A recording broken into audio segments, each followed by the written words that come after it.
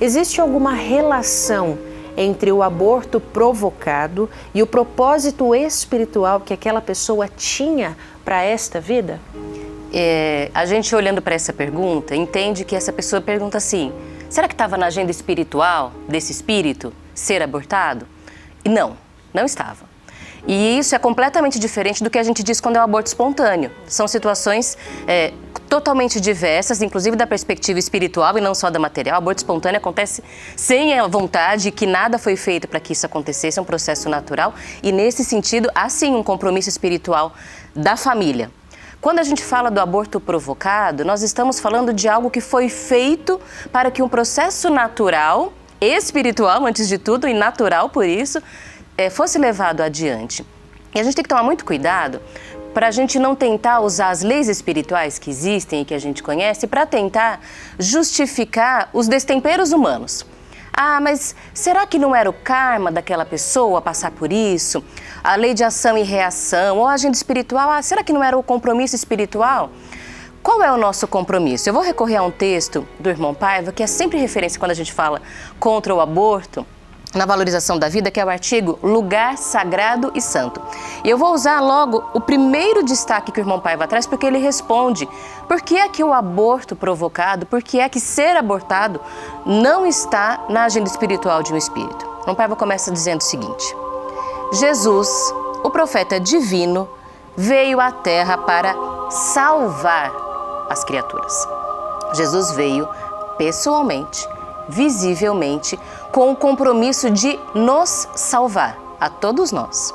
E aí o irmão Paiva conclui com a nossa responsabilidade para que nós continuemos então nesse intuito.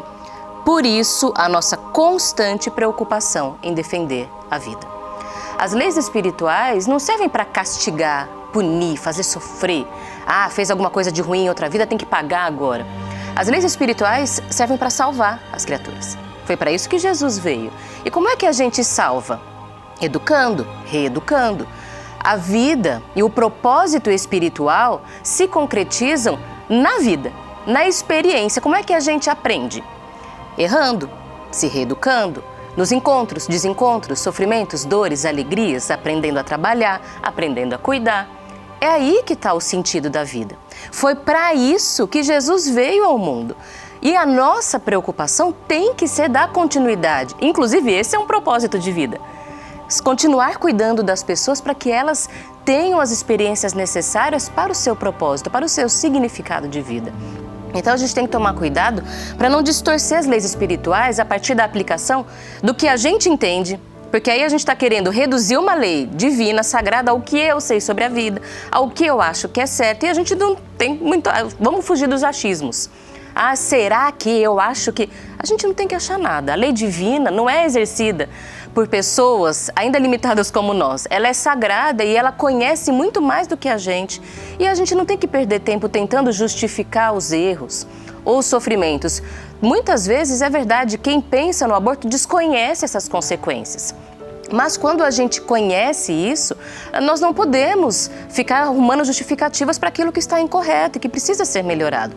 Agora, realizar um aborto, isso sim, mexe no propósito espiritual de vida de uma pessoa.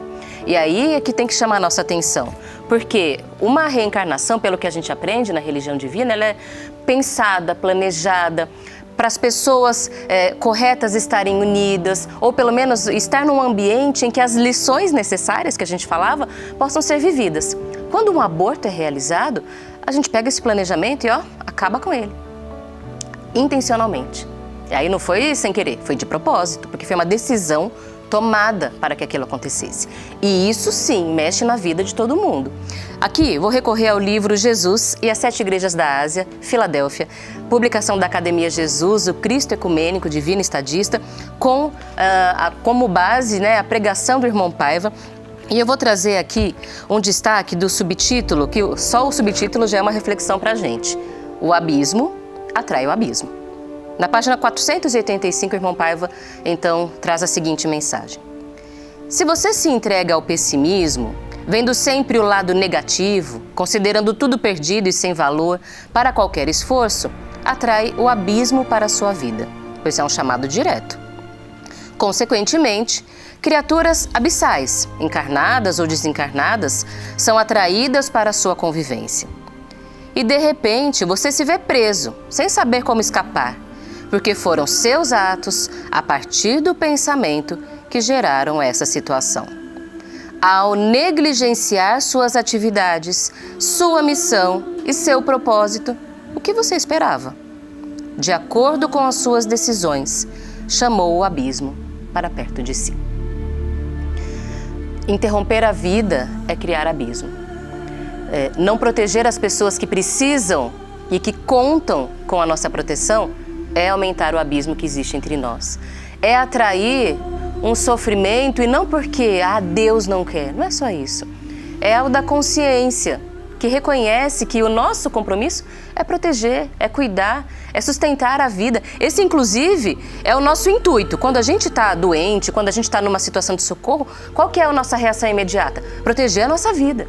Por que a gente não vai fazer isso pelo outro? Aquele bebê que está completamente desprotegido e que precisa que as pessoas responsáveis por ele façam isso. Não fazer isso sim, é fugir do nosso propósito, do nosso sentido de vida. E a irmã Paiva pergunta, e aqui naquela reflexão que a gente tem que ter todo dia. Eu não cumpro a minha missão, eu não faço aquilo que eu deveria. O que eu espero para a minha vida? E isso a gente aplica para todos os sentidos. Você pode aqui não estar falando assim, nossa, mas eu nunca pensei no aborto. Vamos aplicar essa lição para tudo na nossa vida. Se nós não estamos cumprindo com os nossos compromissos, estamos criando abismos que nos distanciam da felicidade, da realização, da vitória de tudo aquilo que a gente quer. Agora, o grande compromisso é com a vida, que é sagrada, é criada por Deus e definitivamente aquilo que está na nossa agenda espiritual é viver com plenitude.